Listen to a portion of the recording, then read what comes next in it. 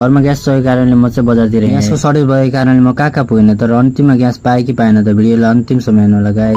Hello गाइजहरु, आए तपाईहरु सन्चै हुनुहुन्छ ल? म पनि एकदमै सन्चै छु। बिहान उठेर हिजो बेलुका मासु र रोटी नास्ता खाएँ। यति नास्ता खाएपछि मेरो काम चाहिँ खुलिसकेको थियो। आज पनि घरमा ग्यास पनि सकिरहेको रहेछ। ग्यास सकेपछि त अब लिन जानु पर्यो। ग्यास त सक्यो, तर यस्तो सर्टेज बेला कहाँ जाने भनेर सोचिरहेको थिएँ। फोन आनेर अंकलले ग्यास पाउँछ कि भनेर सोधेँ। यता त पाउँछ भनेर यता आइज भन्नु। यो कुरा नसोचेर म चाहिँ रिक्सा चढेर गएँ। एकैछिनपछि म त्यहाँ पनि पुगेँ। अंकललाई भेटेर म र अंकल ग्यास पसलमा गएँ। ग्यास त छैन भनिदियो। बड्डा भन्छ नि हिजो अस्ति मैले ल्याएर आएको भन्नु। केही बोलिन र म त्यहाँबाट अर्को ग्यास पसलतिर लागेँ। अर्को पसलमा सोधेर त्यहाँ पनि पाएँ। मैले दिएछु भनेर कान टाढै लगेर गयो। त्यहाँ पनि पाएन र हामी यस्तै गरेर कहाँ कहाँ खोज्न गयो। कुनै ठाउँमा पनि पाएन। कुनै पसल बन्द थियो त कुनै पसलले छैन भन्नु। म मात्रै दौडिरहेको छु भनेको त उहाँ दाइ पनि दौडिराख्नु भएको रहेछ। ग्यास कहाँ लिन जान लाग्नु भएको भनेको। नेपालमा जुन जुन ग्यास पसल छन् सबैमा जान्छु भनिदिनु भयो। म त छक्कै भएँ। छक्क पनि किन नपर्नु, यस्तो होटल दिएछि। यो होटलको नाम चाहिँ डायमन्ड होटल। धेरै ग्यास पसलमा गए, लगभग 7-8 वटा भइसकेको थियो। कहीँ कतै पनि पाइएन। त्यसपछि म सरासर घर आएँ। एकदमै गर्मी भएको कारणले अब फ्रुटी खानु पर्यो भनेर फ्रुटी निकाल्न लाग्यो। खोजे धेरै ठाउँमा पुगे,